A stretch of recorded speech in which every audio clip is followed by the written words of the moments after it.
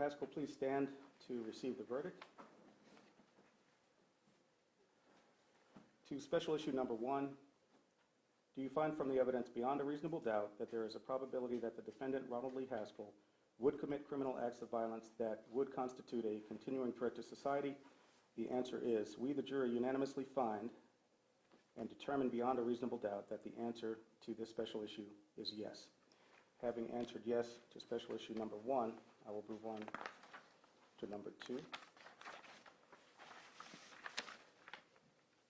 Special issue number 2, do you find from the evidence, taking into consideration all of the evidence, including the circumstances of the offense, the defendant's character and background, and the personal moral culpability of the defendant, Ronald Lee Haskell, that there is a sufficient mitigating circumstance or circumstances to warrant that a sentence of life imprisonment without parole rather than a death sentence be imposed? Answer, we, the jury, unanimously find that the answer to this special issue is no. Mr. Haskell, you may be seated.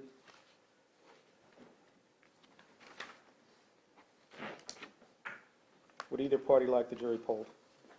If that's your request, the jury be polled. All right, thank you very much. As you will recall, jury, from the guilt-innocence phase of trial, the parties are entitled to have you indicate whether or not this is your verdict. So I will start from the near end front row and ask you individually, and then from the near end back row down to the end. Number 1, ma'am, is this your verdict? Yes. Number 2? Yes. Number 3? Yes. Number 4? Yes. Number 5? Yes. Number 6? Yes, Your Honor. Number 7? Yes. Number 8? Yes. Number 9? Yes. Number 10? Yes. Number 11? Yes, Your Honor. And number 12. Yes, Your Honor. All right, thank you very much. Hearing that the jury's unanimous verdict to special issue number 1 is yes, and that the jury's unanimous verdict to special issue number 2 is no, I do find that the requisite number of jurors necessary to agree to the assessment of punishment in this case has been reached. Mr. Haskell, please stand again.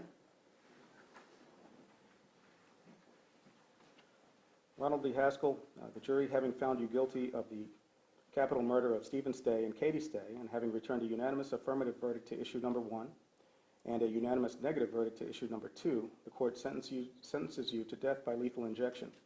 It is therefore the order, judgment, and decree of this court that you be remanded to the custody of the sheriff of this county to be delivered to the institutional division of the Texas Department of Criminal Justice, where you shall be continuously confined until 6 p.m. on a date to be determined, when the proper authorities shall administer lethal injection sufficient to cause your death. State, I understand that there is a victim impact statement, and Mr. Haskell, you may be seated. State the call, Cassidy State. Thank you.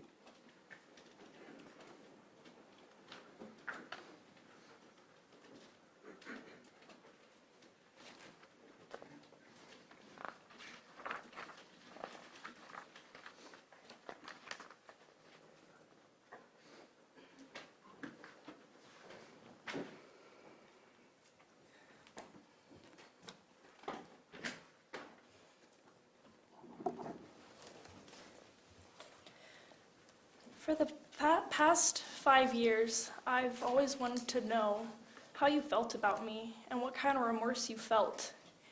And my family always said that you only felt sorry for yourself, and I didn't want to believe that because I thought, surely he has to feel bad for killing my family. And when I heard that you felt no remorse, something changed inside of me. And I didn't know what to do with that change, and it was causing me a lot of hurt and anger because that was my closure. My closure was the hope that you would feel bad.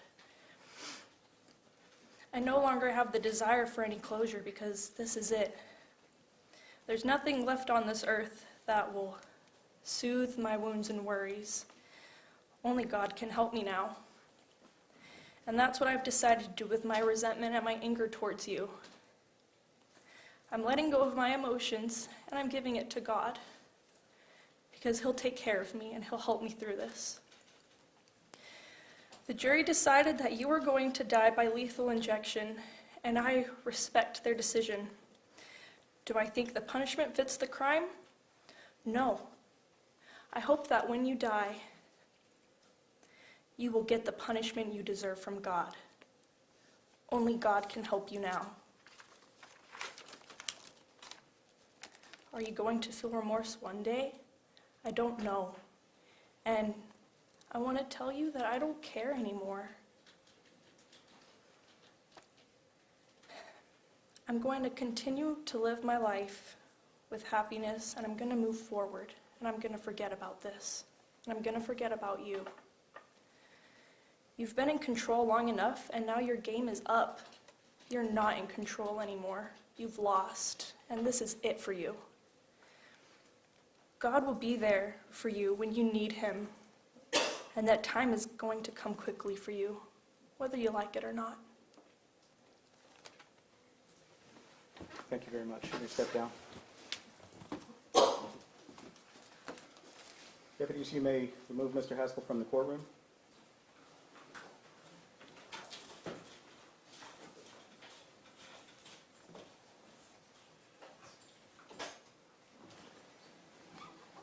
We've reached the conclusion of this trial, and I want to say to the attorneys for the state and for the defense, I thank you for your professionalism throughout these proceedings, both here in trial and with me here, as well as in jury selection with Judge Vanessa Velasquez.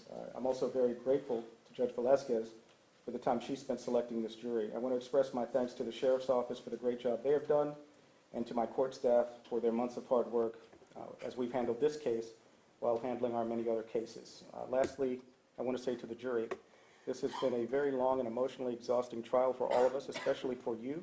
I want to thank you for the sacrifices you made in your own lives so that we could have your assistance in resolving this case. You are now released from any instructions previously given by me, and you may speak to anyone about this case, or you may speak to no one at all if you choose. On behalf of myself, Judge George Powell, and the 351st District Court, thank you for your service to Harris County. Once you're dismissed and you return to the jury room, please remain there for a few minutes until I've had the opportunity to speak with you before you go. These proceedings are concluded, and you are hereby dismissed, and court stands in recess.